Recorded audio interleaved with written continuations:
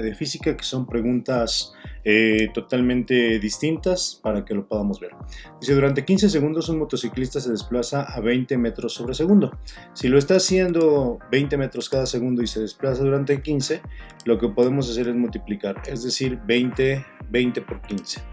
Y en ese momento pues van a ser 300. Eso es lo que nosotros tendríamos que identificar como en la inmediatez, ¿no? Entonces, denme un segundo aquí nada más. Lo que tendríamos son 20 por 15. Luego continuamos leyendo. Luego dice, después de durante 20 segundos se mueve a 15, o sea, 20 segundos por 15, que es otra velocidad. Posteriormente se detiene durante 25 segundos, o sea, 25, que es el tiempo. ¿Cómo se detiene? La velocidad de 0. Y finalmente 18 por 10. Eso es lo que nos está diciendo. En total, bueno, pues esto nos va a dar 300. Esto también nos va a dar 300. Ahí está. Esto nos va a dar 0. Y esto nos va a dar 180. Si lo sumamos, la distancia que recorre son 780. Ahora, en cuanto al tiempo, vamos a señalarlo con un color ahí verde. Dice que la primera vez son 15 segundos, la segunda son 20 segundos, la tercera son 25 segundos y la última es 18 segundos. Entonces, si nosotros sumamos eso, 20 más 15, 35, más 25 son 60, más 10 son 78. Entonces el tiempo son 78. En este caso segundos, estos son metros. Finalmente, para calcular la velocidad que nos está pidiendo, pues simplemente recuerden que la fórmula de la velocidad es igual a la distancia entre el tiempo. Y eso nos va a dar, si lo dividimos, 10, arriba eran metros y abajo son segundos. Por lo tanto, la respuesta correcta es la D. Vamos a continuar. Ahí vamos a borrar esta parte. Y de esa manera es que nosotros lo podemos estar resolviendo. Número 2. Sobre un cuerpo se aplicaron diferentes fuerzas en dirección horizontal, en el mismo sentido provocando que un objeto experimentara distintas aceleraciones. Ahí lo vemos. Y dice, basándote en la gráfica de los resultados obtenidos, despreciando la acción ejercida por la fricción entre el objeto y la superficie de contacto, ¿cuál es la masa? Pues bueno, nada más recordemos la tercera ley de Newton. La tercera ley de Newton nos dice que la fuerza es igual a la masa por la aceleración. Si nosotros despejamos la masa, entonces lo que podemos tener es que es la fuerza entre la aceleración, que es esta gráfica que nosotros tenemos aquí. Si somos curiosos más o menos, si nos paramos en 1, aquí está, en el mouse, en el 1, más o menos se encuentra como en 2.5. Entonces de ahí podemos obtener que la fuerza vale 2.5 entre la aceleración, que es 1, entonces eso nos va a dar que la respuesta es 2.5. Si lo hacen en cualquier otro punto, exactamente nos va a dar ese 2.5. Muy bien. La número 3 nos va a decir lo siguiente. Dice que la ley de Hooke sobre la relación entre el desplazamiento X del resorte y la fuerza F, como se muestra en la figura, establece que X es, bueno, la ley de Hooke nos establece que es directamente proporcional. Aquí en esta forma vamos a poder ver que la ley de Hooke, cuando recordemos, nos va a dar un sentido. Déjenme se los pongo aquí en esta parte.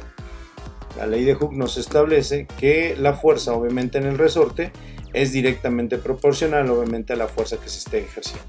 Dice que la ley de Hooke es fuerza, de manera global, es igual a una K, en este caso por X. Y esta es la parte directamente proporcional que nosotros tenemos ahí. Entonces, la respuesta correcta es directamente proporcional a la fuerza, el inciso A.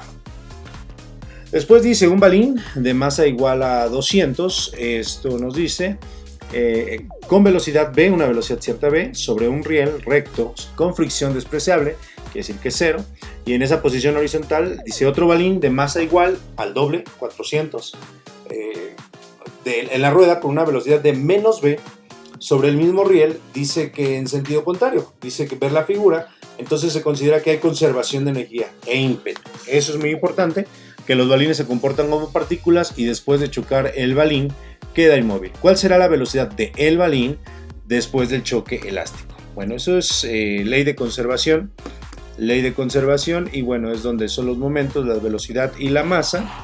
Vamos a borrar aquí. Y lo que nos va a decir es lo siguiente. Fíjense bien, vamos a tener que el momento 1, es decir, antes del choque, va a ser igual al momento 2. Y entonces en el momento 1 está la masa 1 por la velocidad 1, porque son dos objetos, en este caso la del balín, más la masa 2 por la velocidad 2, que es el otro, en la dirección del desplazamiento, el otro balín, velocidad 2. Y esto, según en teoría, después del choque va a ser la masa 1 por la velocidad que lleve ahora 1, e igual a la masa 2, que son la masa es la misma, pero la velocidad es diferente, velocidad 2. Una es decir, esta es antes del choque, y esta es posterior al choque. Si nosotros hacemos esta parte, lo que vamos a tener es lo siguiente. Un segundo aquí, hacerlo un poquito más chiquito. Ahí. Y entonces lo que vamos a tener básicamente va a ser el desarrollo, que nosotros tendríamos que tener esa conciencia. Un poquito va a ser que la masa 1 vale 0.2 kilogramos, es decir, 0.2 kilogramos por la velocidad 1, en este caso, que es, ¿cuánto? B, ¿no? Es lo que nos dice el problema, B. Entonces aquí vamos a tener a B, y luego más la masa 2, 0.4, ahí está. Y lo que vamos a tener es que la velocidad es de menos B, porque va en sentido contrario. Vamos a tener que es igual a 0.2 kilogramos, que es la masa 1, por una velocidad que no sabemos, la vamos a nombrar X. Y como quedan en el reposo, aquí va a dar 0.4, que es el balín más grande, y su velocidad va a ser 0. De esa situación, todo queda en términos de B. Si se dan cuenta, entonces esto puede ser 0 sin ningún problema. Estos dos me dan menos 0.2B. Y de este lado me va a quedar 0.2 por esa velocidad X que no conozco. Si yo la despejo, entonces me va a dar menos 0.2 B entre 0.2, y eso resulta ser que me va a dar igual a menos 1B. Menos 1B. Entonces el resultado es la letra C. Ahí les pongo nuevamente las ecuaciones para que ustedes puedan analizarlo. Se conserva el movimiento y se hace la suma y la resta correspondiente para que al final se lleven a cabo los despejes. Muy bien, vamos a borrar aquí y vamos a la número 5 de física. Número 5 de física. Vamos aquí. Esperemos que no sea un video muy largo, queremos hacer todo física, a ver si nos da el tiempo. Muy bien, continuamos a la 5. Un termómetro de gas a volumen constante es usado para medir la temperatura de un objeto. Cuando el termómetro está en contacto con el punto triple del agua, 273.17 Kelvin, la presión del termómetro es 8500 por 10 a la 4 pascales. Cuando este entra en contacto con otro objeto, de presión de 9650 pascales. Entonces, ahí básicamente lo que vamos a tener es la ley de conservación, en este caso de los gases. Y lo que vamos a tener que aplicar es básicamente que vamos a tener que la presión 1 entre la temperatura 1 va a ser igual a la presión 2 entre la temperatura 2. Nos están pidiendo calcular la temperatura 2. Entonces lo vamos a despejar. Va a ser temperatura 2 por la presión 1 entre la temperatura 1 y finalmente es igual a la presión 2. Si eso no falla, despejamos a la temperatura 2 y eso es igual a la presión 2 por la temperatura 1 entre la presión 1. Si despejamos y tenemos esto, entonces nos dice que la presión 2 son 9650. Ahí está. Por 10 a la 4, por 10 a la 4, ahí está. Multiplicado por la temperatura 1, que son 273.1 Kelvin o 17 Kelvin, entre la presión 1, que son 8500 por 10 a la 4. Obviamente, como son por 10 a la 4, aquí estos se pueden eliminar, ¿no? Son de la misma magnitud. Y lo que va a hacer es que nosotros vamos a hacer lo siguiente. Van a ser 9650 multiplicado por 273.17. Y eso lo vamos a dividir. Al final entre 8500. Si lo resolvemos nos da 309 300.9. O sea, prácticamente la temperatura 2 en grados Kelvin es de 310, que es pues la más cercana en este caso. Siempre tenemos que ver que es la respuesta más cercana. Es en este caso el inciso B, 310. Listo, ahí está. Ustedes pueden tomar una foto de lo que pueden hacer con la temperatura. Y continuamos. La 6. La teoría cinética de los gases predice que una temperatura para la cual todas las partículas de gas cesan su movimiento, bueno, esa temperatura nosotros lo conocemos que es el cero absoluto y es conocido como el cero, en este caso en la escala Kelvin, 0 grados Kelvin, que es menos 273.15 grados centígrados o grados Celsius. Ahí es donde no hay movimiento. Una onda formada por una cuerda que tiene una longitud de onda de 10 centímetros y un periodo de 2, bueno, la velocidad a la que se propaga nada más hay que dividir. 10, que son toda la longitud de onda, entre los 2 segundos que lo hace son 5 centímetros por segundo. 5 centímetros por segundo. Ese no hay mucho que buscarle. En uno de los lados de la esquina, dos personas tienen una conversación, una tercera lo escucha a la vuelta de la misma. ¿Cómo se llama este fenómeno ondulatorio? Bueno, si aquí están platicando, estoy señalando con el mouse y escuchan, eso se dice que es un ángulo en este caso y es la difracción. Tenemos gracias a la difracción ese fenómeno de poder estar escuchando. Bien, pueden leer ahí más sobre la definición. Un circuito que consta de una pila con un voltaje conocido de V volts y 4 resistores conectados en serie que presentan la misma resistencia, desconocida en R ohms. Si por el circuito circula una corriente conocida en I amperes, ¿qué expresión nos sirve calcular para, en este caso, la temperatura? Déjenme borrar aquí y les voy a poner de una manera sencilla. Cuando los resistores son en serie, su resistencia equivalente nada más es sumar el valor total de los 4 resistores, así de sencillo. Entonces, por la ley de Ohm tenemos que la resistencia es igual a voltaje sobre corriente. Si lo que nos está diciendo es que 4 resistores de valor R son, pues lo único que vamos a tener es que en lugar de R vamos a tener ahora, déjenme ver ahí, esa R sale medio fea, 4R es igual al voltaje sobre la corriente. Y si nosotros despejamos la R, simplemente el 4 que está multiplicando va a pasar dividiendo. De esa manera lo vamos a tener y esta es la expresión que nos va a permitir calcular. Por lo tanto, es la D en este caso. Podemos ver que es el inciso D. 10. El orden creciente de la longitud de onda, en este caso para el color azul, azul, Z, verde, rojo y luz amarilla, bueno, tienen que saber que el orden creciente, el menor es el azul y el mayor es el rojo. Es lo que tenemos que saber, lo que se tienen que quedar grabados de acuerdo a la longitud de onda. Hay un espectro de frecuencial, lo pueden estar checando y entonces el azul, por consecuencia, va a ser el primero, si se dan cuenta, y eso nos da esta respuesta única, y el último es el rojo, es lo que les decía, y ahí está. Conservamos que después es azul, verde, amarillo y por último rojo. Con eso la respondemos. Vamos a la 11. La presión atmosférica en el Everest disminuye, obviamente comparada con la del nivel del mar. Simplemente véanlo como una prensa hidráulica que está empezando a bajar hasta el nivel del mar. En el nivel del mar es mucho mayor la presión y eso nos lleva a decir que la altura de la columna de aire soportada, es menor. Entonces vamos a tener que es esta parte, la pregunta 11, vamos a decir que es esa altura o esa presión que se soporta en la columna de aire es menor.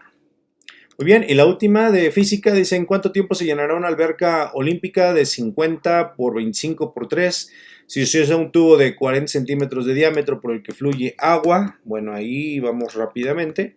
Lo que tenemos que hacer es calcularlo de una manera sencilla.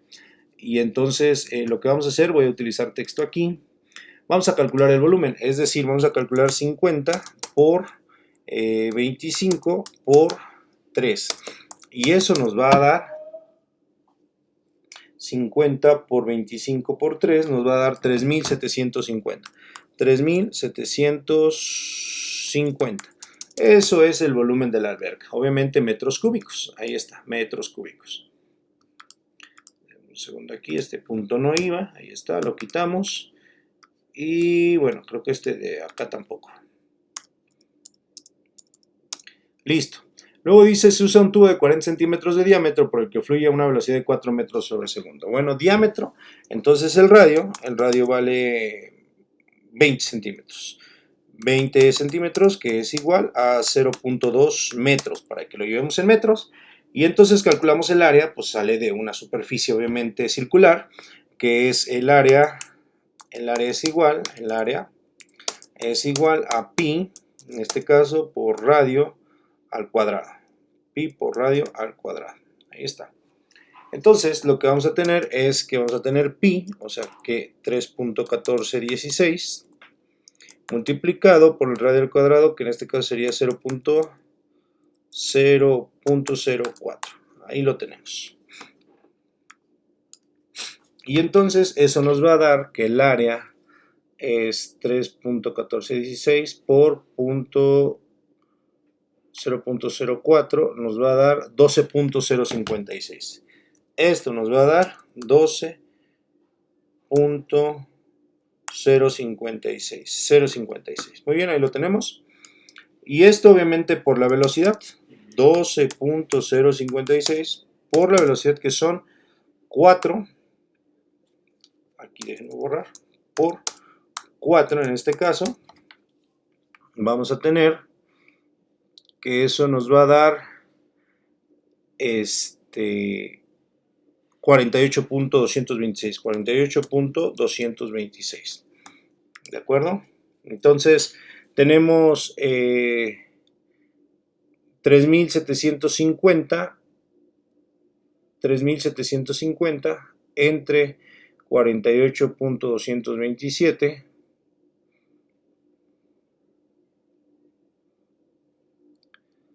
esto nos va a dar, a ver, denme un segundo, nada más aquí hasta aquí. Creo que esta es la velocidad a la que sale, 12.056, déjenme ver aquí para checar rapidísimo.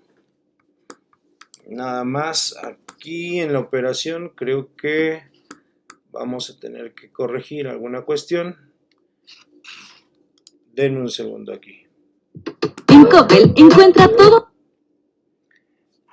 Que se activó un anuncio, déjenme ver, ahí está. Más bien lo que vamos a hacer aquí no es, multiplicar, aquí lo que vamos a hacer es dividir, aquí dividir. 12.056 entre, y eso entonces nos va a dar, denme un segundo, lo estoy haciendo aquí, 12.056 entre 4,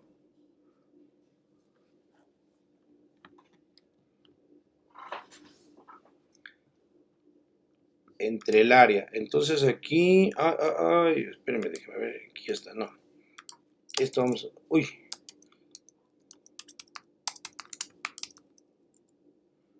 déjenme ver. Creo que ese fue mi cálculo, ahí está. Pero bueno, teníamos que, entonces el gasto era, bueno, el área igual a 12.056, ahí lo tenemos, déjenme ver, ahí está el área. Listo. Y entonces vamos a tener que, obviamente, el gasto que se lleva a cabo va a ser igual a la velocidad, obviamente, entre esa área. Y lo que vamos a tener es que ahí, en lugar de multiplicarlo, vamos a tener los 4 entre los 12.056, y eso nos va a dar 0.5, y esto nos va a dar los metros cúbicos sobre segundo que se van a estar llenando. Posteriormente, entonces lo que hacemos es que tenemos 3.750, vamos a tener 3.750, ahí está, dividido entre ese gasto que va a ser 0.5.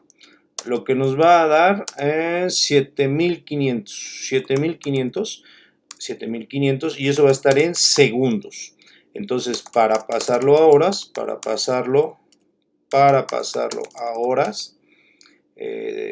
dividimos entre 3.600 segundos, que tiene una hora, ahí está, y eso nos va a dar 2.08 o 0.7 horas, ¿no? Es lo que nos va a dar.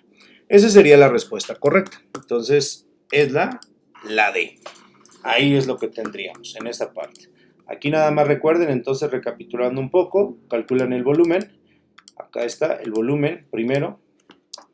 El volumen que era, como son metros, 50 por 25 y eso por 3. Y eso nos va a dar 3.750. Primero calculan el volumen de la alberca. Luego calculan el área. El área está dada por, recuerden, pi por radio, en este caso al cuadrado. Ahí está. Cuando lo hacen, les da 12.056. El gasto está definido como la velocidad, que son 4 metros sobre segundo, entre el área. Y eso nos da esto, metros cúbicos, en este caso, sobre segundo. Así es lo que nos da. Y finalmente dividimos el volumen entre el gasto para saber cuál es el tiempo. Eso nos da 7.500 y para pasarlo a hora dividimos, obviamente son segundos, y para pasarlo a hora lo dividimos entre 3.600. De esa manera nos da directamente.